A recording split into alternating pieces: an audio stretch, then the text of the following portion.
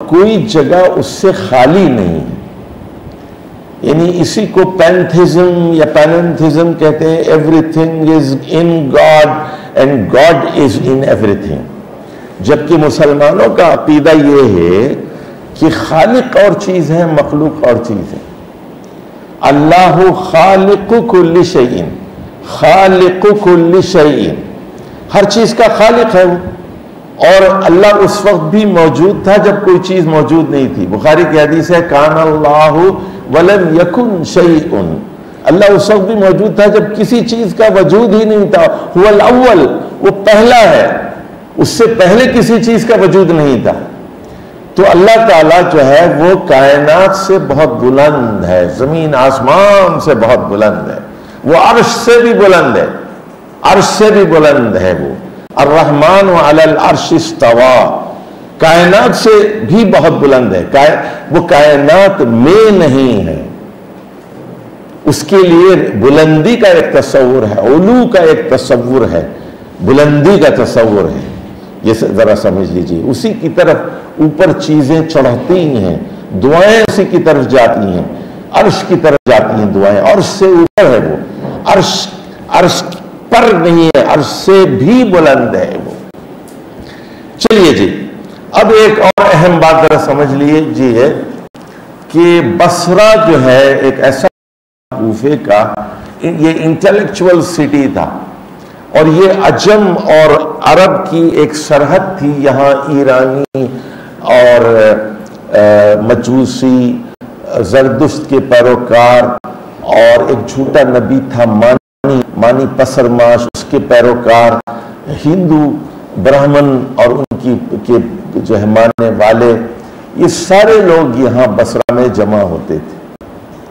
ملحد بھی، زنادقہ بھی، سارے لوگ جمع ہوتے تھے. تو ایک آدمی تھا واصل بن عطا، یہ حضرت حسن بصری کا شاگرد تھا اور ان کے درس میں بیٹھتا تھا. اور اس نے پھر تقدیر کا انکار کیا، اور یہ قدریہ میں سے تھا. اور اس نے ایک نئے فرقے کی بنیاد رکھی جس کو معتزلہ کہتے ہیں. اب یہ ذرا ذہن میں رکھ لیجیے، ایک چیز ہے معتزلہ. تو ابتدائی جو معتزلی تھے وہ کہتے تھے اللہ کی صفات کا انکار کرتے تھے. وہ کہتے تھے اللہ گونگا ہے، اللہ کلام نہیں کرتا، قرآن اللہ کا کلام نہیں ہے بلکہ قرآن مخلوق ہے. وہ کہتے تھے کہ قیامت کے دن اللہ کا دیدار نہیں ہوگا، اللہ کو دیکھا نہیں جا سکتا، اللہ کلام نہیں کرتا، اللہ کی بے شمار صفات کا وہ انکار کرتے تھے. وہ تفصیل کا موقع نہیں، اور منکر تقدیر بھی تھے.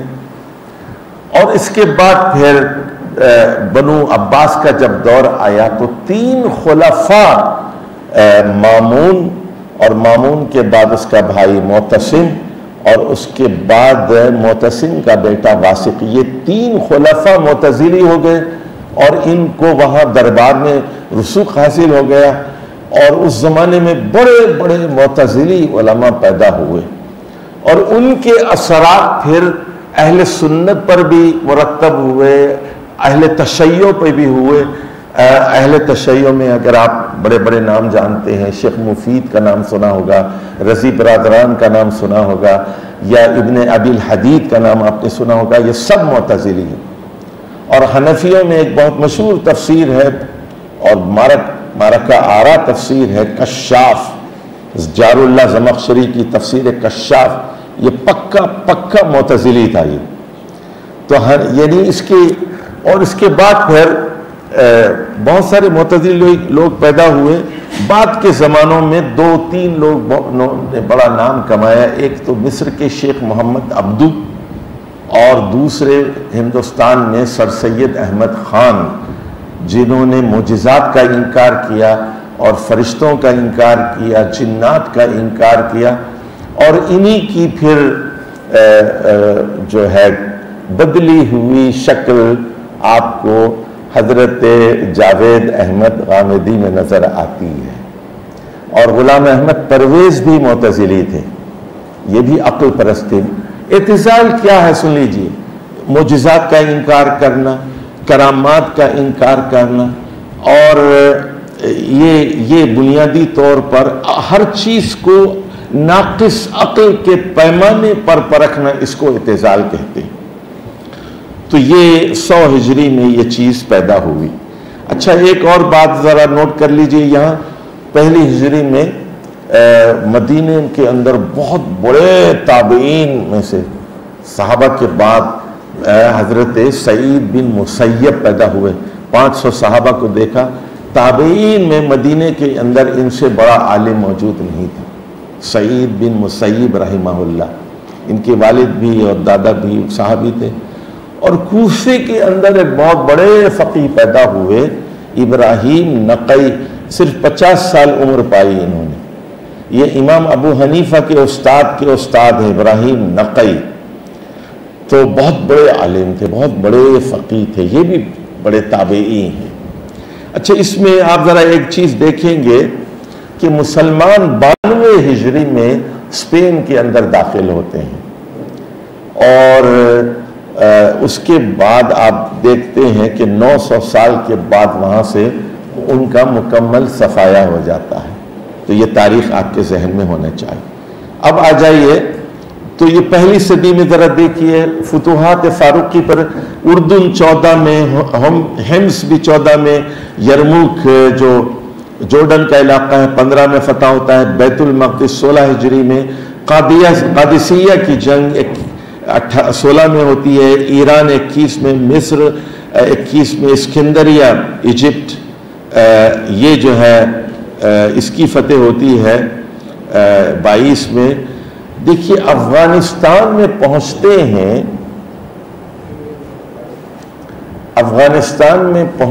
ہیں احرم بن قیس 19 ہجری میں، یعنی رسول اللہ صلی اللہ علیہ وسلم کی وفات کے 8 سال کے اندر حضرت عمر کے شاگرد احنف بن قیس ہرات پہنچ جاتے اور مغربی افغانستان پہ قبضہ ہو جاتا ہے۔ کابل تو بعد میں قبضہ ہوا، صرف 8 سال کے اندر، اور مکمل فتح 22 ہجری میں ہوتی ہے۔ حضرت عثمان کے زمانے میں لیبیا اور الجزائر کی فتح ہوتی ہے، حضرت معاویہ کے زمانے میں تونس اور الجزائر کی مکمل فتح ہوتی ہے۔ عبد الملک کے دور میں تاشقند اور فرغانہ یعنی تاجکستان اور ازبکستان کے علاقے مسلمانوں کے پاس آتے ہیں۔ اور اب یہاں دیکھیے 2-3 باتوں کو ذرا نوٹ کر لیجئے، لیفٹ کی طرف 95 ہجری میں ظالم گورنر حجاج بن یوسف کی وفات ہوتی ہے، اور مرنے سے پہلے آخری قتل وہ حضرت سعید بن جبیر جو بہت بڑے امام ہیں تفسیر کے، عبداللہ بن عباس کے خاص شاگرد ہیں، تابعین میں سے بہت بڑے تابعی، سعید بن جبیر کو قتل کرتا ہے وہ۔ سلیمان عبد الملک کا دوسرا بیٹا ہے، ولید کے بعد حکمران ہوا یہ سلیمان، 96 سے 99 تک 3 سال حکومت کی۔ اس نے بڑی حماقتیں کی، ایک تو اس نے موسیٰ بن نصیر اور طارق بن زیاد کو معزول کیا، ان کے ساتھ ظلم کیا۔ قتیبہ بن مسلم نے اس طرف چین کی طرف فتوحات کی تھی، اس کو معزول کیا، اور سندھ کے فاتح محمد بن قاسم کو قتل کروا دیا۔ تو یہ سلیمان کے زمانے کی یہ حماقتیں ہیں۔ اچھا، اب دیکھیے مصر، اب وہ بنو امیہ کی حکومت کے جو کیپٹل ہے، ذرا اس کو بھی ذہن میں رکھ لیجئے، 35 ہجری تک مدینہ کیپٹل رہا۔ حضرت علی کرم اللہ وجہ نے کیپٹل تبدیل کر دیا کوفہ، تو 4.25 سال تک عراق کا شہر کوفہ وہ دارالخلافہ رہا۔ اور جب حضرت معاویہ خلیفہ بنے تو انہوں نے دمشق شام کو وہ جو ہے دارالخلافہ بنایا۔ 91 سال تک دمشق دارالخلافہ رہا۔ اچھا، اب یہ حضرت عمر بن عبد العزیز، یہ عبد الملک کے بھائی تھے عبد العزیز، تو یہ ان عبد العزیز کے یہ بیٹے تھے، اور ان کے بھتیجے بھی تھے اور ان کے داماد بھی تھے۔ اچھا، یہ مدینے کے گورنر تھے اور بہت بڑے عالم تھے. ان کی ولادت دیکھیے 61 ہجری میں ہوئی. عمر بن عبدالعزیز کی یہ وہی سال ہے جب حضرت حسین شہید کیے گئے. ان کی والدہ لیلہ بنت عاصم بن عمر حضرت عمر کی پوتی تھی. تو ان میں فاروقی خون بھی تھا اور اموی خون بھی تھا. اور یہ حافظ قرآن تھے. صالح بن کیسان تابعی ہیں، یہ ان کے شاگرد تھے. اور یہ گورنر مدینہ رہے ہیں ولید کے زمانے میں، ولید بن عبد الملک کے زمانے میں. مسجد نبوی کی توسیع انہوں نے کی اور سلیمان کے زمانے میں بھی رہے. اور سلیمان کی وفات کے بعد عبد الملک کے جو 2 چھوٹے بیٹے تھے، چھوٹے تھے بہت، اس لیے اتفاقی طور پر ایک بڑے بیوروکریٹ تھے اس زمانے میں، ان کا نام تھا رجا بن حیوہ. بڑے نیک آدمی تھے. انہوں نے عمر بن عبدالعزیز کے ہاتھ پر بیعت کر لی اور سلیمان کی وصیت پڑھ کے سنا دی. بہرحال لیکن بنو امیہ کے لیے یہ چیز بڑی ناگوار تھی. اب انہوں نے کیا کیا ذرا دیکھ لیجئے. پہلا کام یہ کیا، خلافت سے دربردار ہو گئے. کہنے لگے کہ مجھے خلیفہ زبردستی بنایا گیا ہے، میں وڈرا ہوتا ہوں. تو لوگوں نے کہا مسجد کے اندر دمشق میں، نہیں، ہم آپ کو خلیفہ تسلیم کرتے ہیں. دوسری چیز انہوں نے درویشی اختیار کی، سادگی اختیار کی. تیسری چیز یہ کی کہ خاندان کی جتنی پینشنز تھی، مراعات تھی، ساری بند کر دی انہوں نے. جاگیریں ساری ضبط کر دی. گورنروں کو بدل دیا انہوں نے. بیت المال کو جو ہے ایک امانت بنا دیا. کفایت شعاری کی پالیسی اختیار کی. تمام غصب شدہ جاگیریں واپس کر دی. عدلیہ کو بالکل آزاد کر دیا. ذمیوں کے ساتھ حسن سلوک کیا. شراب پر پابندی عائد کر دی اور حضرت علی پر لعنت کی جاتی تھی، اس لعنت کا خاتمہ کیا. کہتے ہیں انہیں زہر دے کر ہلاک کیا گیا. صرف 2.5 سال حکومت کی، 99 سے 101 ہجری تک 2.5 سال. تو انہیں پہلی صدی ہجری کا مجدد تسلیم کیا جاتا ہے. انہوں نے خلافت راشدہ کے خلفائے راشدین کے دور کو یا خلفائے راشدہ کے دور کو تازہ کر دیا. اب آ جائیے ہم ذرا دوسری صدی ہجری کی بات کرتے ہیں.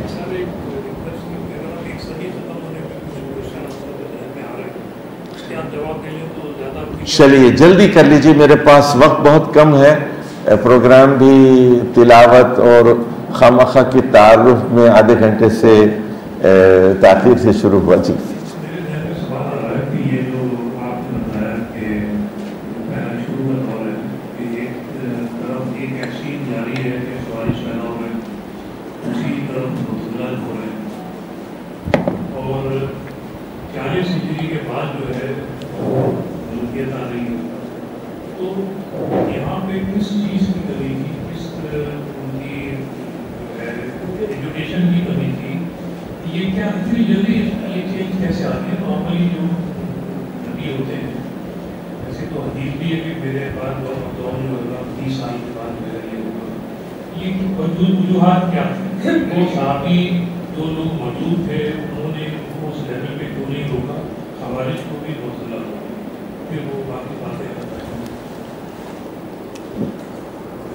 دیکھیے، سوال یہ ہے کہ خوارج پیدا ہوئے، معتزلہ پیدا ہوئے، تو انہیں روکا کیوں نہیں گیا؟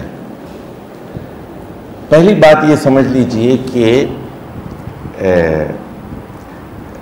حضرت ابو بکر نے کیا یہ تھا، عربوں رسول اللہ صلی اللہ علیہ وسلم کی وفات کے فوراً بعد فتنے آ گئے. کئی لوگ مرتد ہو گئے، کئی لوگ امیر تھے کہنے لگے ہم زکوٰۃ نہیں دیں گے، اور جھوٹے نبی پیدا ہو گئے اور بس. تو حضرت ابو بکر نے کیا کیا؟ سب کے خلاف جنگ کی. منکرین حدیث کو مارا، مرتد لوگوں کو مارا، اسود انسی کو جو ہے مارا یمن کے اندر، مسلمہ بن کذاب کو مار دیا. طلحہ الاسدی بھاگ کے شام چلا گیا، وہ سجا بھاگ گئی. تو جتنے جھوٹے نبی تھے اور جتنے مرتد تھے، منکرین زکوٰۃ تھے، سب، اور اس کے بعد عربوں کو خالص کر دیا. عربوں کو عرب میں کوئی کینسر نہیں باقی نہیں چھوڑا، سب کو بالکل پیور عرب کو حضرت عمر کے حوالے کیے. یہ پیور عرب ہیں، یہ ان کو لے کے تم عجم کی طرف بڑھو، افریقہ کی طرف بڑھو، عراق، ایران، آذربائیجان، ترکمانستان، افغانستان کی طرف بڑھو. اب ظاہر ہے کہ ایک نئی زبان ہے، کئی زبانیں ہیں، ازبک ہے، تاجک ہے، ترکی ہے، فارسی ہے، آذری ہے، بہت ساری زبانیں ہیں. پھر ادھر غزہ کی فتوحات ہو گئی، مصر میں داخل ہوئے، لیبیا میں داخل ہوئے، گورنمنٹ بڑی ہو گئی. تو سب سے بڑا جو مسئلہ تھا وہ زبان کا مسئلہ، اور یعنی جو لوگ مسلمان ہو رہے تھے وہ 100% یعنی مسلمان اس طرح کے نہیں تھے، بلکہ ان کے اندر جاہلیت کی خوشبو پائی جاتی تھی. تو یہ ایک بڑا مسئلہ. دوسری چیز یہ کہ خوارج کے خلاف صحابہ نے سب نے مل کر جنگ کی. کیا حضرت معاویہ، کیا حضرت علی، سب نے جنگ کی ان کے خلاف. اور کوئی ایک آدمی ایسا نہیں ملتا، سمجھے، بلکہ ایک خاتون وہاں سے آئی عراق سے حضرت عائشہ کے پاس، تو انہوں نے پوچھا انت حروریہ، تو کیا تم حرورہ کی رہنے والی ہو، خارجیوں میں سے ہو؟ یعنی اتنا ہی ان کا وہ تھا. تو اس فتنے کا صحابہ نے ڈٹ کر بالاتفاق اجماعی طور پر مقابلہ کیا. لیکن بہرحال فتنے ہوتے ہیں. جہاں تک اعتزال کا تعلق ہے تو اس وقت جب یہ فتنہ اٹھا تو ایک ہی صحابی زندہ رہ گئے تھے. حضرت انس بن مالک کی وفات 93 میں ہو گئی تھی، اور ایک صحابی تھے ابو عامر طفیل جن کا انتقال 110 ہجری میں ہوا. ایک ہی صحابی باقی رہ گئے تھے. تو یہ تابعین کا زمانہ ہے، اور وہ تو حضرت حسن بصری کے شاگرد تھے. تو ظاہر ہے کہ اور یہ زمانہ تھا بنو امیہ کا، لیکن یہ پھیلتے گئے. اور بصرہ جیسا کہ میں نے کہا، اور بصرہ سے پھر ذرا غور کیجئے، بصرہ میں یہ فتنہ پیدا ہوا اعتزال کا. اس کے بعد 132 ہجری میں بنو عباس آ گئے، 135 ہجری میں بغداد کو کیپٹل بنایا گیا. تو یہ سارے سوڈو انٹلیکچوئلز کراچی سے اسلام آباد منتقل ہو گئے. جب دارالخلافہ بن گیا نا تو وہ بصرہ سے کہاں چلے گئے؟ بصرہ سے بغداد پہنچ گئے، اور ہارون رشید کے دربار میں بڑا مقام پیدا کر لیا. اور اس کا نتیجہ یہ نکلا کہ ہارون رشید کے دونوں بیٹے مامون اور معتصم یہ پکے معتزلی بن گئے، اور اس امام احمد وغیرہ پر ظلم کیا. تو زمانہ بدل رہا تھا اور سیاست بدل رہی تھی. میں آگے آؤں گا تو پھر مزید اعتزال کس طرح آگے بڑھتا ہے میں بتاؤں گا آپ کو. چلیے جی، دوسری صدی ہجری کے بارے میں اب یہاں دیکھ لیجئے. حضرت عمر بن عبد العزیز کے بعد یزید بن عبد الملک آیا. عبد الملک کا تیسرا بیٹا، 4 سال اس نے حکومت کی. یہ بڑا عیاش تھا، نااہل تھا، اور اس کی 2 لونڈیاں تھیں. یہ 2 لونڈیوں گھی کے عشق میں گرفتار رہتا تھا ہمیشہ. اس کو امور سلطنت سے کوئی دلچسپی نہیں تھی. اس کے مرنے کے بعد پھر اس کا بھائی ہشام بن عبد الملک آیا. یہ نیک سیرت تھا، اور لیکن اس کے زمانے میں ہوا یہ کہ حضرت علی کے پوتے تھے حضرت زین العابدین، علی زین العابدین، حسین کے بیٹے علی زین العابدین. ان کے 2 بیٹے تھے، ایک تو محمد الباقر اور دوسرے تھے زید بن علی بن حسین، دونوں مدینے کے. اور علی زین العابدین اتنے بڑے عالم نہیں تھے.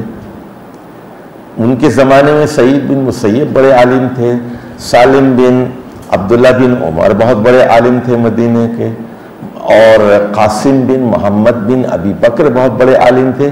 علی بن حسین اتنے بڑے عالم نہیں تھے، لیکن علی بن حسین کے بیٹے محمد الباقر بہت بڑے عالم تھے، اور ان کے بیٹے جعفر الصادق، وہ بہت بڑے عالم تھے مدینے کے. تو جب 114 میں ان کا انتقال ہو گیا محمد الباقر کا، تو کوفی آتے تھے. پہلے تو حسین کے انتقال کے بعد یہ گئے علی حسین کے چھوٹے بھائی محمد بن حنفیہ کے پاس. ان سے کہا کہ آپ کو ہم امام بناتے ہیں، آئیں مقابلہ کریں. تو وہ نہیں آئے. پھر یہ علی زین العابدین کے پاس گئے. انہوں نے کہا مجھے سیاست سے کوئی دلچسپی نہیں. اس کے بعد یہ ان کے بیٹے محمد الباقر کے پاس گئے. انہوں نے کہا کہ مجھے کوئی دلچسپی نہیں. اب اس کے بعد پھر یہ زید بن علی کے پاس گئے. یہ بھی بہت بڑے عالم تھے زید بن علی. تو یہ پھر یہ کوفہ آئے اور اپنے دادا حسین کی طرح انہوں نے بنو امیہ کا مقابلہ کیا، اور اس کے نتیجے میں پھر وہ شہید کیے گئے. اور ان کی امام ابو حنیفہ رحمہ اللہ نے مالی مدد بھی کی تھی. اس کے بعد ان کے بیٹے تھے ایک یحییٰ، انہوں نے بھی خروج کیا، اور وہ افغانستان میں ایک صوبہ ہے طالقان، وہ وہاں شہید کیے گئے. بہرحال یہ ذرا نوٹ کر لیجئے ایک اہم بات کہ زیدی شیعہ جو ہے وہ اپنے آپ کو حضرت زید بن علی سے منسوب کرتے ہیں، اور آج بھی یمن کے اندر موجود ہیں. ان کو زیدی کہتے ہیں، اور یہ اہل سنت والجماعت سے بہت قریب ہیں. یہ حضرت ابو بکر، حضرت عثمان اور حضرت عائشہ وغیرہ، حضرت عمر، کسی کو گالی نہیں دیتے، اور ان کو خلیفہ راشد تسلیم کرتے ہیں. بڑے ہی معتدل شیعہ ہیں زیدی شیعہ.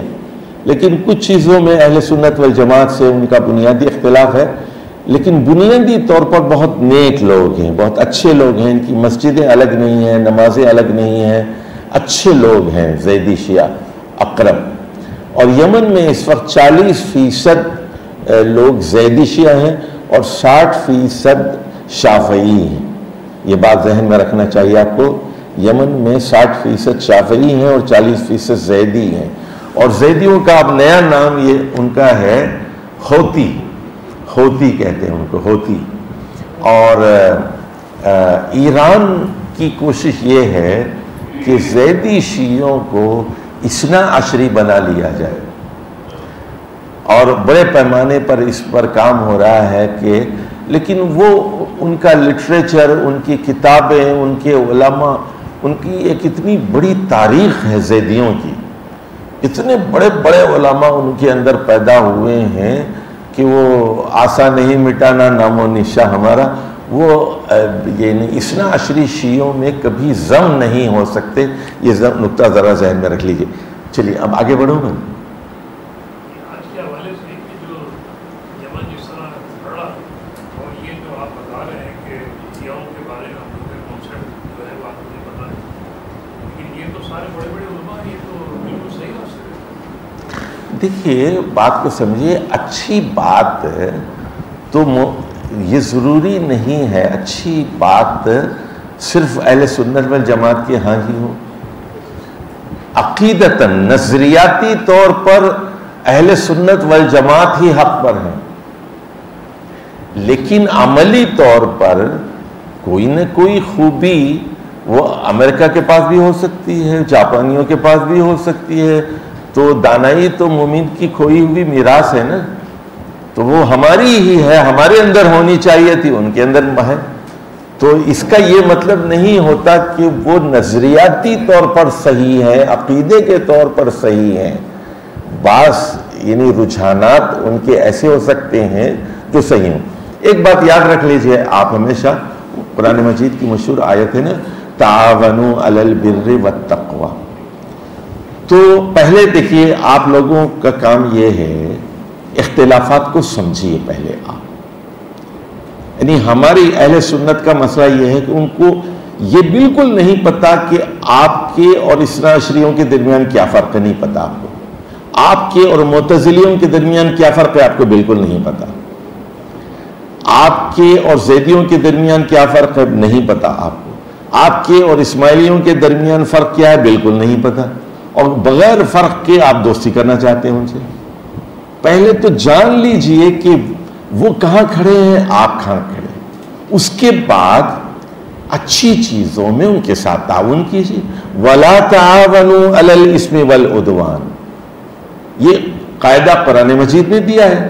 اتحاد دیکھیے 100% نہیں ہو سکتا، چند بنیادی نکات پر اتحاد ہو سکتا ہے، مشترک نکات پر اتحاد ہو سکتا ہے، 100% نہیں ہو سکتا. یعنی اگر کوئی احمق یہ سمجھتا ہے کہ اہل سنت والجماعت اور معتزلی ایک ہو جائیں گے، کبھی نہیں ہوں گے، قیامت تک نہیں ہوں گے، نہیں ہو سکتے اور نہیں ہونا چاہیے. اگر کوئی بے وقوف یہ سمجھتا ہے کہ اہل سنت والجماعت اور اہل تشیع ایک ہو جائیں گے، قیامت تک نہیں ہو سکتا اور نہیں ہونا چاہیے. لیکن ہمیں ایک دوسرے کو سمجھنا چاہیے اور مشترک چیزوں پر ہمیں مل جل کر کام کرنا چاہیے. یہ ہے یعنی تعالوا الی کلمۃ سواء بیننا وبینکم، آئیے ہم آپ مل کر بیٹھیں اور دیکھیں کہ آپ کے اور ہمارے درمیان کیا مشترک ہے. چلیے جی، اب مجھے دیکھیے میرا وقت بہت کم ہے. چلیے اب یہاں اس کے بعد ولید ثانی آتا ہے. یہ بہت ہی اس کو قتل کیا گیا، فاسق و فاجر آدمی تھا. اس کے بعد 1 سال کے لیے وہ یزید بن سلیمان آتا ہے، یزید ناقص ہے، پھر ابراہیم، اور آخر میں مروان بن محمد بن مروان. اس کو مروان الجعدی بھی کہتے ہیں، مروان الحمار بھی کہتے ہیں. 5 سال اس نے حکومت کی اور اس کے بعد بنو عباس نے اپنی خلافت قائم کی. 132 ہجری میں یہ قتل کیا گیا. اچھا، اس سے پہلے کہ ذرا ہم آگے بڑھیں، یہ ٹرانسفر کس طرح ہوئی ذرا اس کو تھوڑا سمجھ لیجئے آپ. اچھا، اہل کوفہ میں کھچڑی تو پک رہی تھی، بنو امیہ کے خلاف کھچڑی تو پک رہی تھی، اور حضرت حسین کا قتل 61 میں ہوا تو وہ ایک نفرت بنو امیہ کے خلاف موجود تھی، شامیوں کے خلاف. اس کے بعد جب حضرت زید بن علی کی شہادت ہوئی 121 ہجری میں، 60 سال بعد، وہ اور بڑھ گئی نفرت. تو اہل بیت کے نام پر سیاست ہونے لگی. اچھا، اور اس کے بعد یہ کوفے والے کرتے یہ تھے، مختلف لوگوں کا نام لے کر سیاست کرتے تھے. سیدھے ہاتھ سے کیجئے تو مختلف لوگوں کا نام لے کر سیاست کیا کرتے تھے. تو پہلے انہوں نے یہ گئے اور کہنے لگے کہ ہمارے امام تو علی زین العابدین ہیں، علی کے بیٹے ہیں. انہوں نے کہا، انکار کر دیا. پھر یہ گئے، سنیے، محمد بن حنفیہ کے پاس، جو حضرت حسین کے چھوٹے بھائی تھے، بڑے نیک آدمی تھے. محمد بن حنفیہ غیر فاطمی اولاد میں سے، ان کی وفات ہو گئی 81 میں. ان کے بیٹے ابو ہاشم عبداللہ تھے، تو ان کے پاس جایا کرتے تھے. تو ابو ہاشم عبداللہ جو ہے ایک مرتبہ مدینے سے گئے شام خلیفہ سے ملنے کے لیے. اور اس زمانے میں وہ سلیمان وہاں تھا، اس سے ملنے کے لیے گئے. یہ عمر بن عبدالعزیز کی خلافت سے پہلے کا واقعہ ہے. تو کہتے ہیں جب واپس آ رہے تھے تو ان کو زہر دے دیا گیا، کیونکہ حکومت خطرہ محسوس کر رہی تھی. یہ یعنی حضرت علی کے پوتے تھے، وہ محمد بن حنفیہ کے بیٹے تھے، وہ ابو ہاشم عبداللہ. ان سے ایک فرقہ منسوب ہے جس کو ہاشمیہ، ابو ہاشم یا کیسانیہ کہتے ہیں. تو اس وقت جب وہ مر رہے تھے، راستے میں حمیمہ کا مقام تھا، وہاں پر حضرت عبداللہ بن عباس کے پڑپوتے محمد بن علی موجود تھے. اور ظاہر ہے کہ بڑے قافلے کی شکل میں گئے تھے، 100-200 آدمی یہ ان کے ساتھ تھے. ابو ہاشم عبداللہ بن محمد بن حنفیہ حضرت علی کے پوتے تھے. تو انہوں نے مرنے سے پہلے وصیت کی، میرے بعد تم لوگ محمد بن علی بن عبداللہ بن عباس کی پیروی کرو. محمد بن علی بن عبداللہ بن عباس، عبداللہ بن عباس کے پوتے تھے یہ محمد بن علی، ان کی پیروی کرو. کہتے ہیں روئے زمین پر محمد بن علی سے زیادہ خوبصورت آدمی نہیں تھا. ویسے بھی یہ حضرت عباس کا خاندان بہت خوبصورت تھا، تفصیل کی پھر کسی اور دفعہ. بہرحال اب لوگوں نے خفیہ طور پر محمد بن علی کے ہاتھ پر بیعت کر لی، اور ایک ایرانی تھا، اس کا نام تھا ابو مسلم خراسانی. یہ ایک ایرانی تھا، اور کہتے ہیں کہ یہ مجوسی تھا اور مسلمان نہیں ہوا تھا، زندیق تھا، اور اس نے اہل بیت کے نام پر ایران میں اور خراسان میں ایسی تحریک برپا کی، ایسی آرمی جمع کی، اور بالآخر وہ اس نے محمد بن علی اور پھر ان کے بعد ان کے بیٹے صفاح کے ہاتھ پر بیعت کر لی، اور 132 ہجری میں بنو عباس کی حکومت قائم کی. اور پہلا جو تھا وہ ابو العباس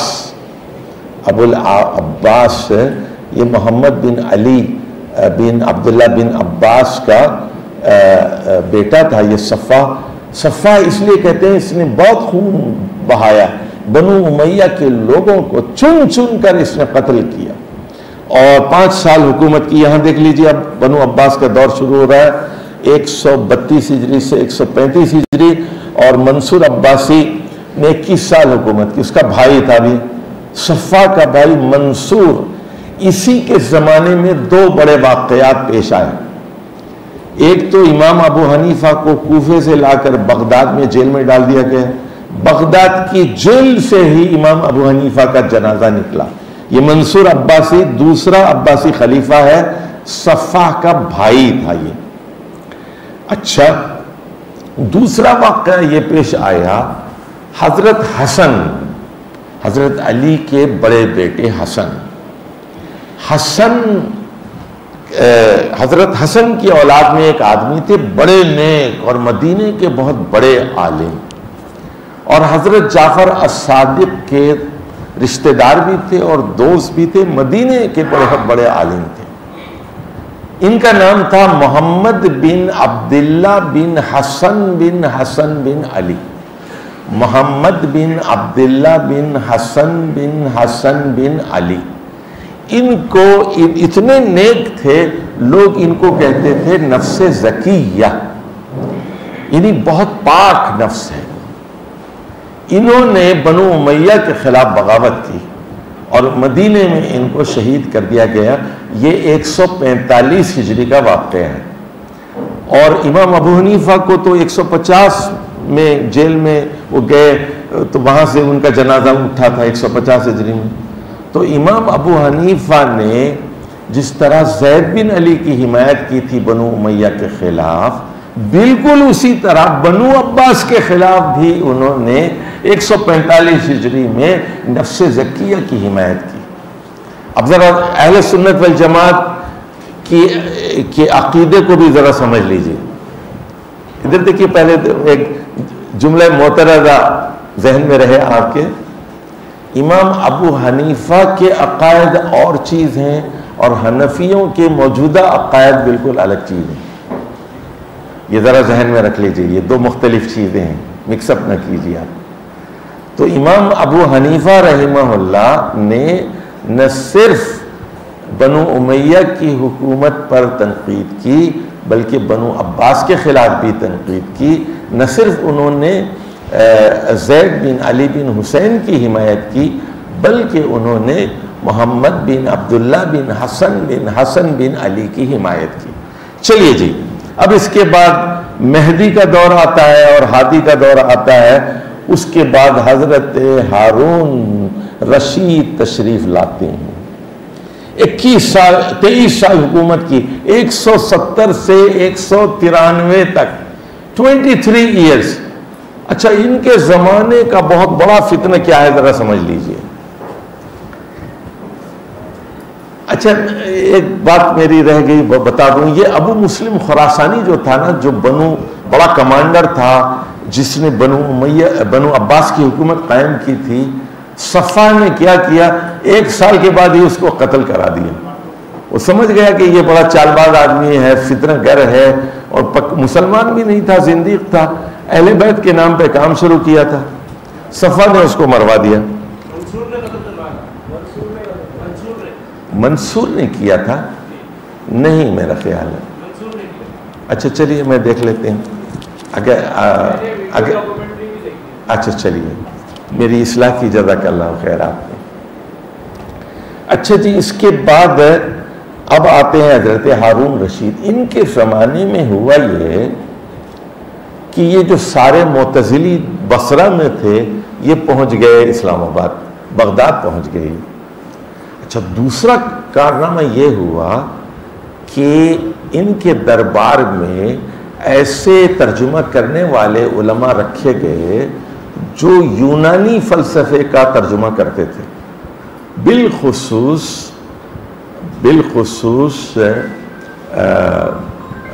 سقراط کا، اور سقراط کے شاگرد افلاطون کا، اور افلاطون کے شاگرد ارسطو کا۔